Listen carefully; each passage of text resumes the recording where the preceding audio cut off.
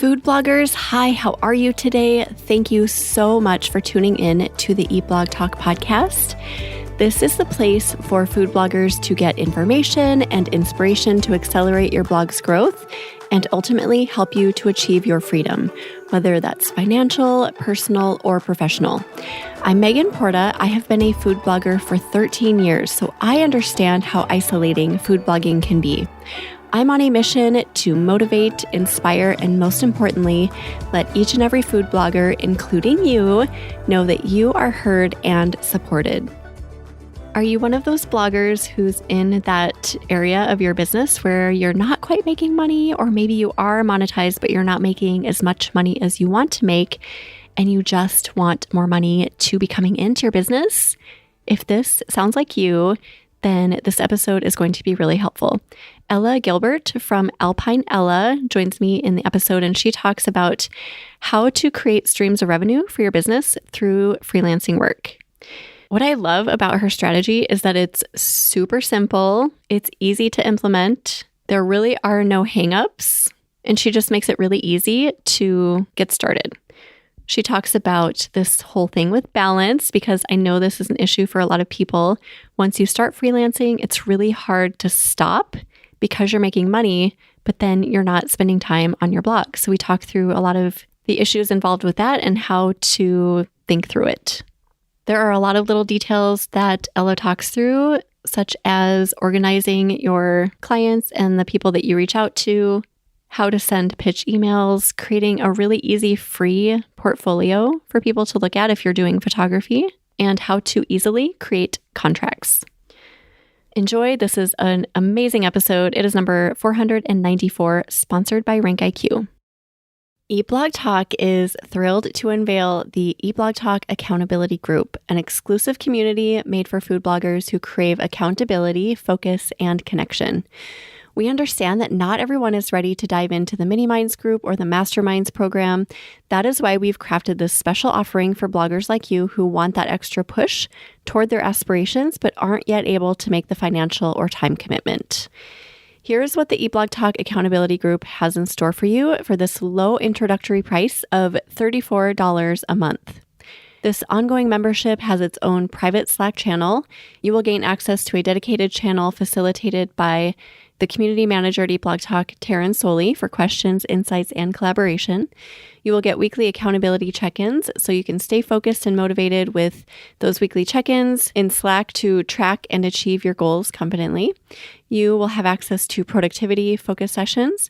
Join these optional live Zoom sessions twice a week to boost your productivity by working alongside your peers and tapping into that collective energy. And you will get monthly group Zoom calls, replacing the former Clubhouse chats. Join these calls to connect, discuss current topics, share experiences, and celebrate achievements. Those calls will be hosted by me, Megan Porta, and I can't wait to see some of you there.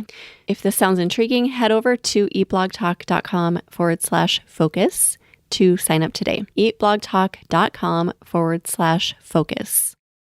Ella is a food blogger focused on cozy and approachable recipes for the modern baker and home cook. She is also a food photographer and writer for other food bloggers. Hello, Ella. How are you today? Thanks for joining me. Hi, I'm so good. Thank you so much for having me here. Yay. I'm excited to chat about creating extra streams of revenue through freelancing. But first, you know what's coming. Do you have a fun fact to share? Oh, yes. I've had this prepared already. So though I might not sound like it, I am actually from Switzerland. Oh. Yeah. So as my blog name suggests, Alpine Ella, I'm from Switzerland, but I lived in the US for most of elementary school, which is how I got this accent. And the accent just stuck around even when we moved back to Switzerland. Oh my gosh, that's so cool. How long were you in Switzerland? I think it was about like in Switzerland. So I was born there, and then we moved to the US when I was maybe like 5. And then we moved back to Switzerland when I was 11. And I just stayed there till it was time to go to university. So now I actually live in London. It is so confusing. Oh, wow. Yes. All over the place.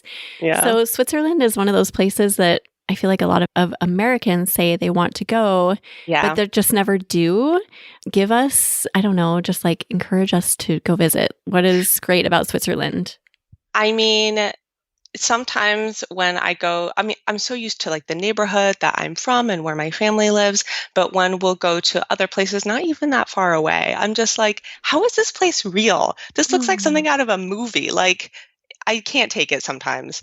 It's just like, this is far too so pretty. beautiful. It is so beautiful. And also, I mean, if you're a food blogger, you obviously love food. So you're going to love Switzerland. All the chocolate, all the cheese. Oh, chocolate and cheese, my favorites. Oh, Two best things. is there one place you would say we have to go if we go visit? Where do we start in Switzerland? So I'm actually from the French. So nice and confusing as well. Switzerland has like three areas: Italian, French, and German. I'm from the French part, but I actually recommend going to the German part, which looks more like the traditional Switzerland that you imagine. I went to Zurich last year. I think that's a great starting point. And from there, you can easily take a fancy Swiss train to the Alps and just go see beautiful lakes. But then you can also easily go back into the city. So I'd start off in Zurich and go from there. Okay, done. I'm looking for Zurich flights later. Yeah. Oh, I was sold on the most beautiful place you can imagine is out of a movie. So yes, I'm going officially. Thank you for inspiring me. Okay, so we're going to talk today about freelancing as a way to create a new stream of revenue for your blogging business, I should say. But first, do you want to tell us a little bit about your blog to kind of preface our chat? Yeah, sure. So I started my blog, Alpine Ella, in the summer of 2020. Basically, like so many other bloggers, I suddenly had a lot more time at home. And this was something I'd always wanted to do. I started a blog actually in 2016, but I found it really difficult to get started and was too shy to tell people about it. So that only lasted a few months. So officially, 2020 is when it started.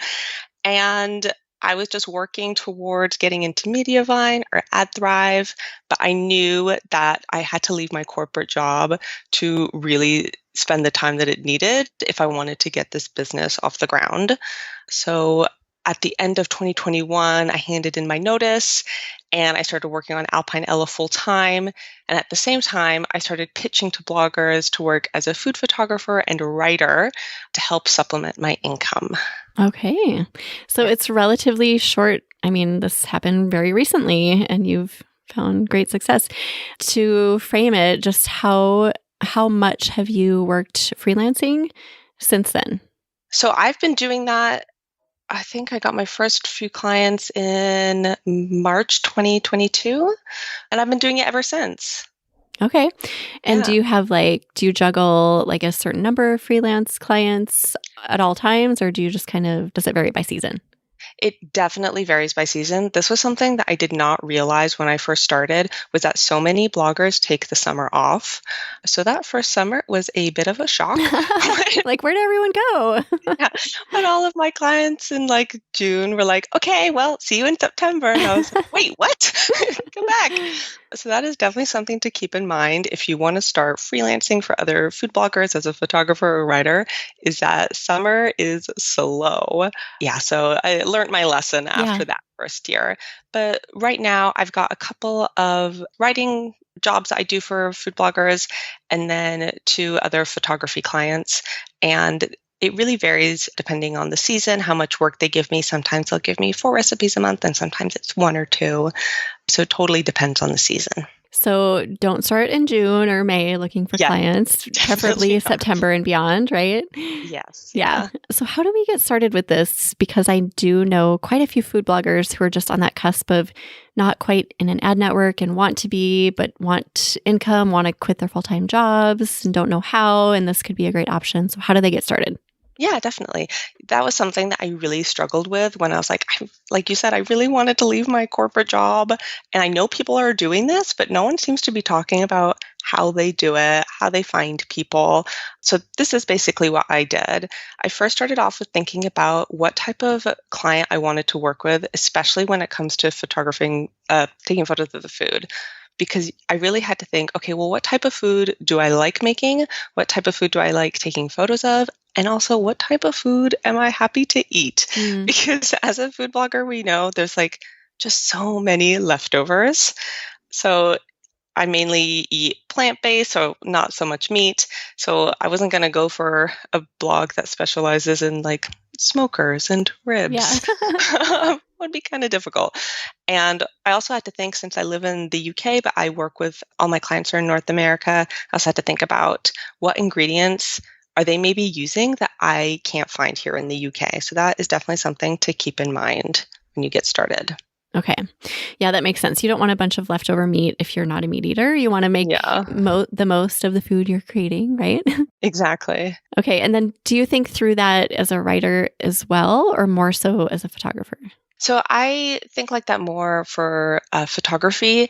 And what I actually do is when I started, I put together a type of package that I was going to offer. So as a food blogger, I was like, well, what would I want in terms of images, like ingredient shots, process shots, how many final images. And then I also added into this package writing option. So I created a little package with, I think it was like 1 ingredient shot, 4 process shots, 4 final shots, and also I can write the blog post for you. And it just creates a nice package and makes it a lot easier for food bloggers to decide, okay, I do want to work with you. This sounds great. Or actually, could we maybe curate something so the package is more tailored to what I need? Maybe they don't need the writing. Maybe they don't do ingredient shots or process shots. I have never heard of anyone offering a package for both photos and writing, but as you said it, I was like, brilliant. Yes, a lot of us want that. We all want the whole package. 2 birds, 1 stone. Exactly. I love it. Okay, so once you think through the type of blogger and maybe the type of photography you're doing and writing, what's next? So one thing you're going to have, just to keep in mind, you're going to have to contact a lot more bloggers than you think. I wish someone had told me this when I started, because I was like, what am I doing wrong? No one's getting back to me. But you just have to think about how many emails all these bloggers are getting every day.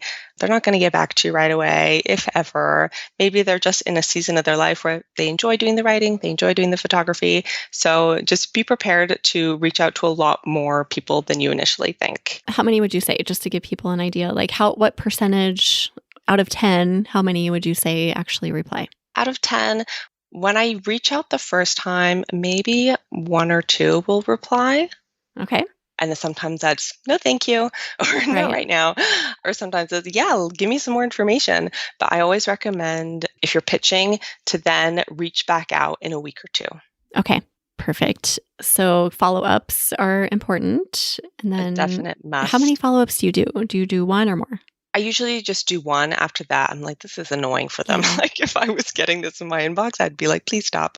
Yeah, I think 3 total, because I do get pitches for random things, and 3 I'm not annoyed by, but if it kept going, I would be like, okay, enough. You're like, please stop. Yes. Especially if they've gotten back to me and they're like, I'm not interested. Right. And then a few weeks later, you're like, how about now? It's like, no, don't do that. Yeah. So usually what I do is, if I don't get any responses after a couple of emails, the next quarter I'll circle back and try again. Okay. And how do you find the bloggers that you reach out to? Do you just browse through blogs that align with you and your food, or? Yeah, really similar to that. So my wonderful friend Gabby over at Cookie Dough Diaries, she really helped me get started because she has also done some food photography for other food bloggers.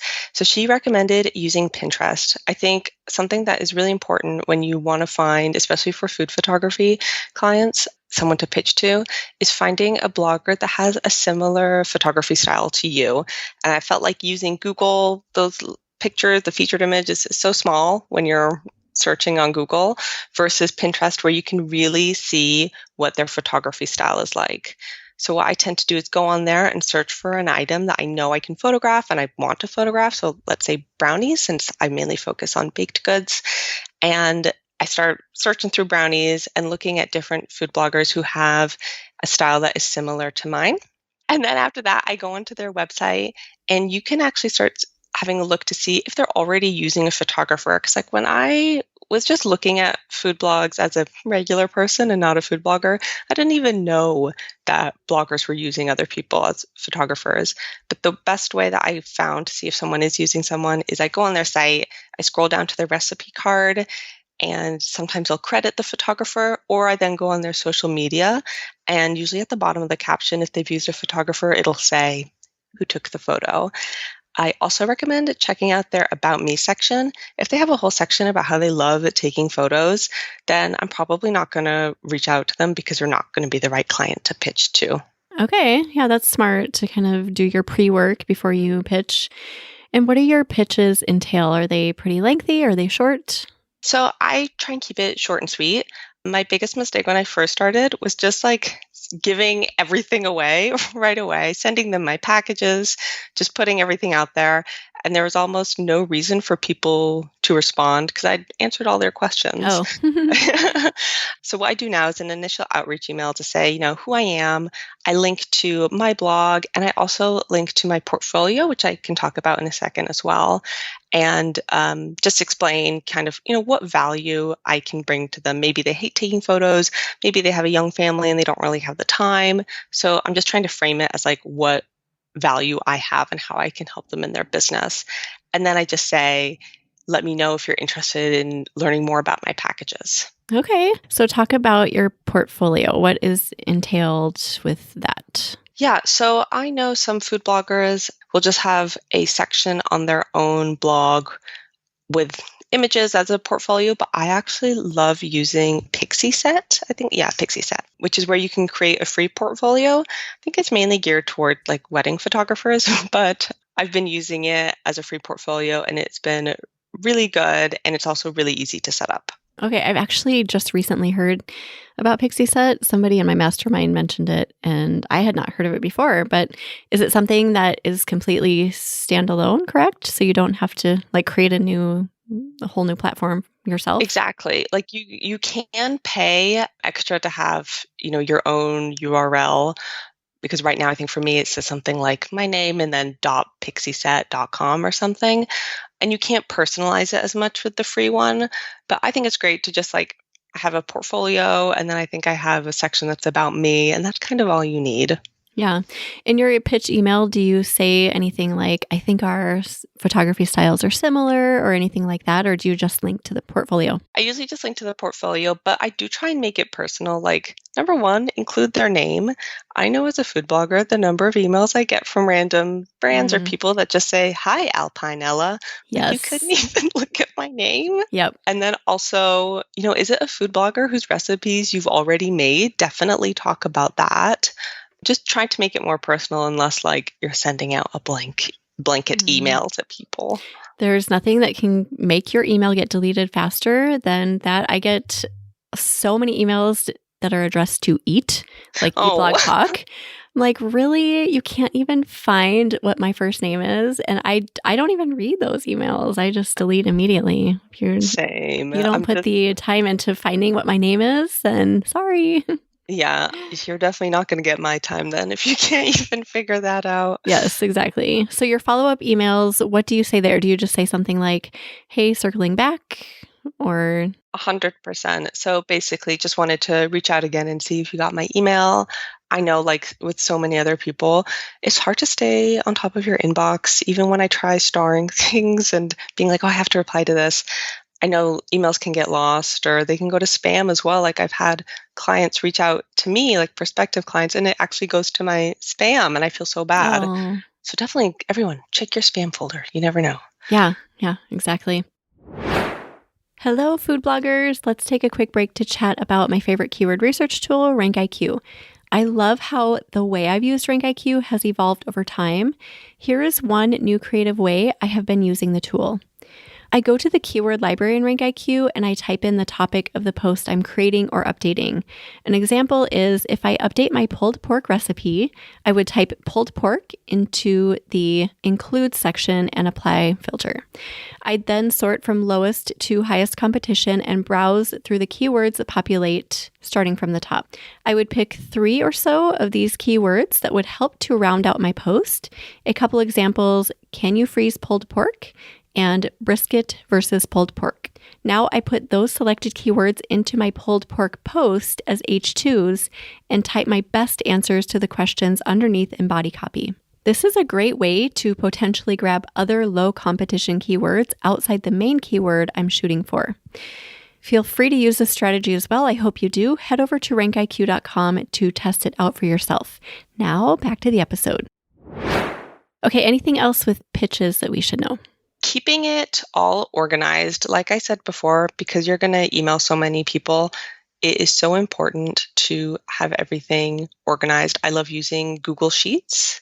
And what I do is I just have created a table with the blogger name, their URL, their email address, the date that I last contacted them, and what that last contact was.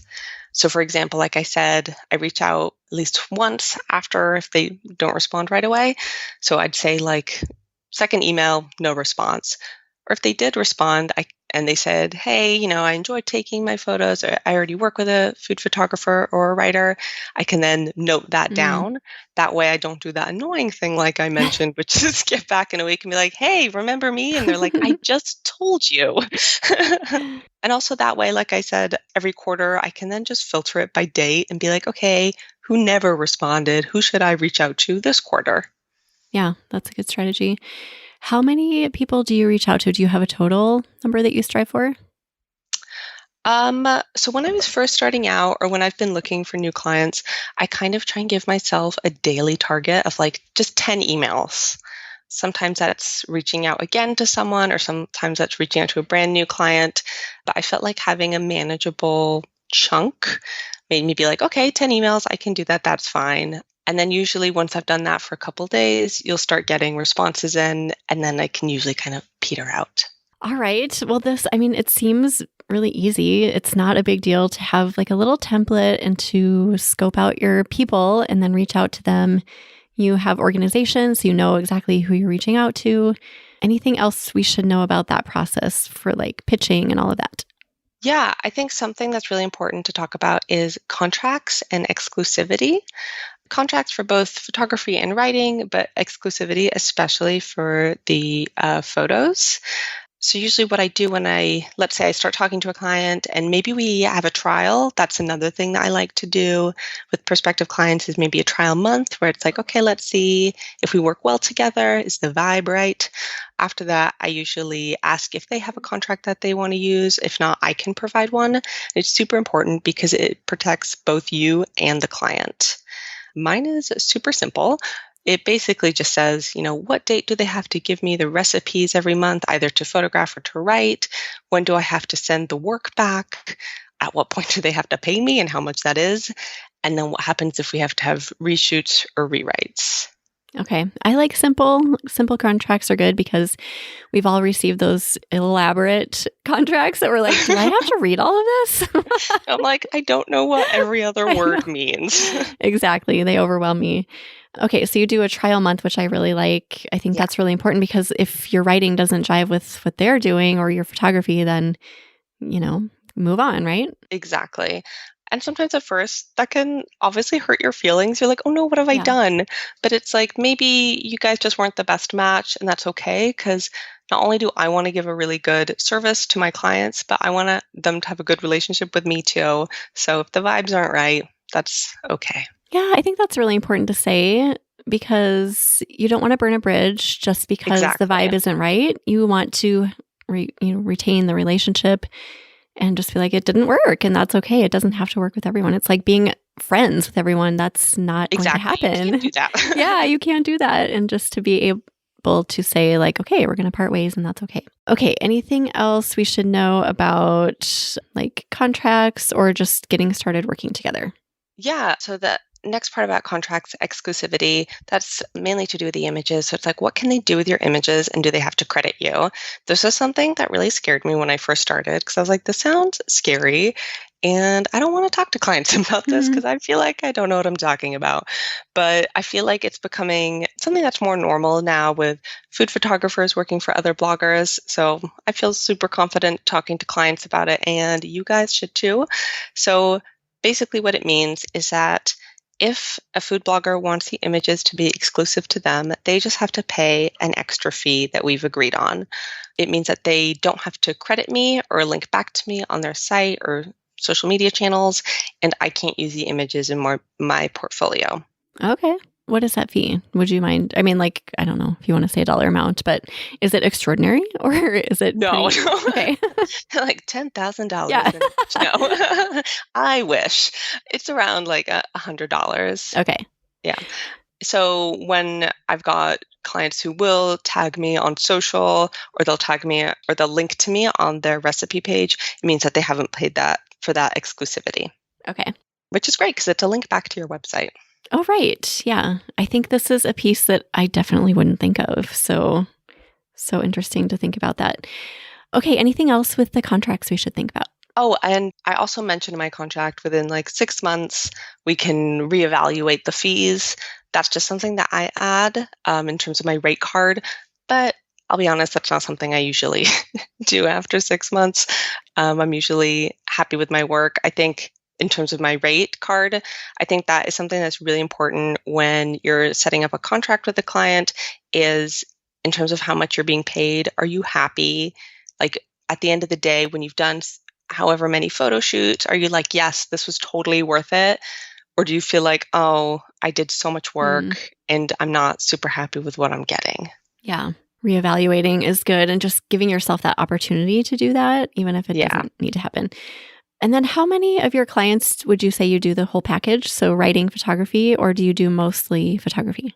So even though I offer both, actually none of my clients overlap in terms of photography and writing. So yeah, I've got 2, 3 writing clients right now, and then 2 other photography clients, but they're not the same people. Yeah, If that makes sense. Yeah. All right. And then the obvious question about balance, because we're trying to operate our food blogs, our own content, and maybe we're trying to get into an ad network. So how do we balance that with the freelance? Because it can quickly become the freelance show where it's like, oh, this is now my business. So how do we do that? 100%. When I first started, so I was really lucky. Once I actually handed in my notice, I think like that week I was accepted into Mediavine. It just happened that way, which was amazing. Thank you, Q4 traffic. Timed well. Right. But as you know, once you're into Mediavine, you don't get paid until it's like 60, 90 days later, something like that. And it takes a while to ramp up with the RPM. So I was like, oh my gosh, I just went from a full-time job to not having any income coming in for a little bit. Yeah. So at first I did go kind of wild with pitching to people and basically saying yes to everything. And that first year I was like, this is amazing. You can make so much money doing, writing or photography for other clients, for other food bloggers. And I ended up not working on my blog as much because I was so focused on just this type of work. And then I got to the end of the year and I was like, wait, what am I doing? This is meant to be for Alpinella, not for not for freelance work. So I totally hear you. It's so hard to balance it, especially when you're either trying to get towards Mediavine or you are on Mediavine, but maybe the money isn't where you want it to be yet. The thing that has definitely saved me in terms of planning my time is Asana. Oh. I don't know if you use that. I don't, but I know people who do and love it. Yeah. So I used it at my old job. So it was really easy because I already knew how to use it and how it worked. And I know some other people really love Notion. I just use the free version of Asana. And what I usually do, especially for my photography clients, is schedule out my month. So my photography clients are first. And I just try and get them done. And then that means the rest of the month I can focus on my own blog and my own work. That's so smart because what you put in your calendar first gets done. Exactly. Oh, I love that. Okay. And that's so simple and something that can be so easily overlooked. Like, oh yeah, duh, just get it done right away. Right. And I'm sure you can plan enough in advance with your clients that you are able to do that. It's not like you take on last minute projects, I'm assuming. Yeah, definitely. Again, when I was starting off, if it was a last minute thing, I was like, yeah, sure, I'll just say yes to whatever. And then as time went on, I was like, this is really stressful. I'm not going to do that anymore. So I just spoke to clients who were doing that and just kind of explained, I need a bit more of lead time. And they were also kind and they totally understood.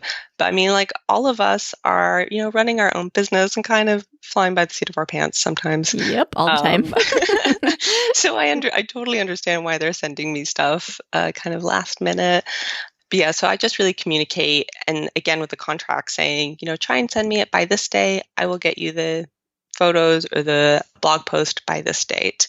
And also in terms of organizing time is being realistic about what you can really get done, let's say in a month. If you have, so I've worked with like baking bloggers, but I've also worked with more I don't know how we describe it, like just healthy, regular Yeah. food, like Yeah. salads and breakfast items. And obviously someone who's doing a 3-layer cake with a filling and a different frosting is going to take a lot longer than a salad. Mm-hmm. So I just had to look at the clients that I'm working with or the clients who are getting in touch with me to be like, okay, let's be realistic. How long is this going to take in my monthly calendar? And how much time does that leave me to do Alpine Ella? Because that's what I really want to grow at the end of the day. It's super tempting for a lot of people, I think, to bite off more they can chew and just like, oh, I can do this because I need the money. Yeah. And then at the end of the month, you have no time for your blog. And I see that all the time. It's a very common frustration. So I love your tips. So put the client work in the calendar first. Yeah. Have an organizational tool that keeps you on track. And then just like thinking through the content beforehand so you're realistic and not making a layer cake in 1 hour or something like that. Yeah. Any other tips you have for people who are either in the trenches with this or want to get started? Just one more thing about the scheduling. I also actually give everything like an extra day or half day in my calendar because I'm like, if I'm telling myself, oh, I'm going to be really strict, I'm going to get everything done on time, I know that a recipe will go wrong and I'm going to have to reshoot it all, knowing my luck. So I do always give myself like a little buffer zone to make sure I am not scrambling and crying while taking photos of a cake. So don't be like me. Don't do that. Don't do that. Yes, the buffer zone I think is important not just for client work, but for so many things in blogging. We need that extra day or half day just in case, right? Something comes up. I need more than 24 hours in a day. That's how I'm feeling. Yes, right. Okay, so what if people are in their freelancing and they're to the point where they just got on an ad network and they're ready to kind of back out of it?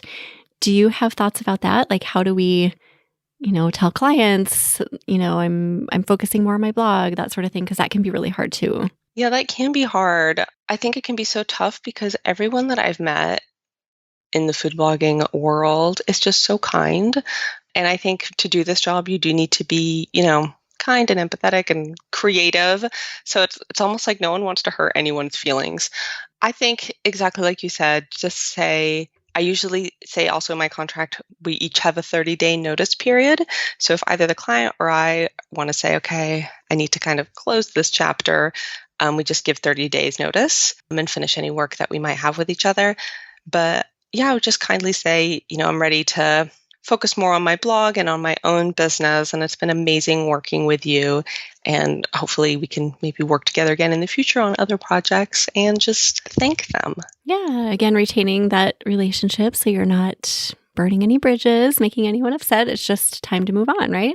100%. And also another way that I've gotten clients before is through word of mouth, through past clients. So maybe someone has said, oh, I've seen you've taken pictures for my friend X. Do you have time to take photos for me? Or do you have time to write blog posts for me? So that's another reason. Just I try and keep things really nice with all of my clients because you never know, you might get some more work through people that they know. Yeah, for sure. Okay, this is so helpful. I know a couple of people who are going through this right now. They're just, they're struggling with the balance and the money and where's the money and I need work. So I think this is going to be really helpful for those types of people. Is there anything we're missing that you feel like we should touch on before we start wrapping up? No, I mean, I think the only other thing I would recommend is even once you have some clients in place, still maybe pitch a little bit, maybe set aside a certain amount of time every month or every quarter just to pitch to other bloggers because you never know what can happen. Maybe the people that you're working with are going to go in a different direction, or sometimes, like we said before, maybe you're not the best fit and that's okay. I mean, you both want to be happy. So I always recommend pitching just a little bit, not enough, again, that you get so overwhelmed because you have so much work. But yeah, especially in the beginning when maybe you don't have that many clients and you're still trying to figure things out. Whenever things would fall through with someone, my husband who works in sales is like, always be pitching. Okay, good advice. I think that's great advice. Yeah, because you just never know.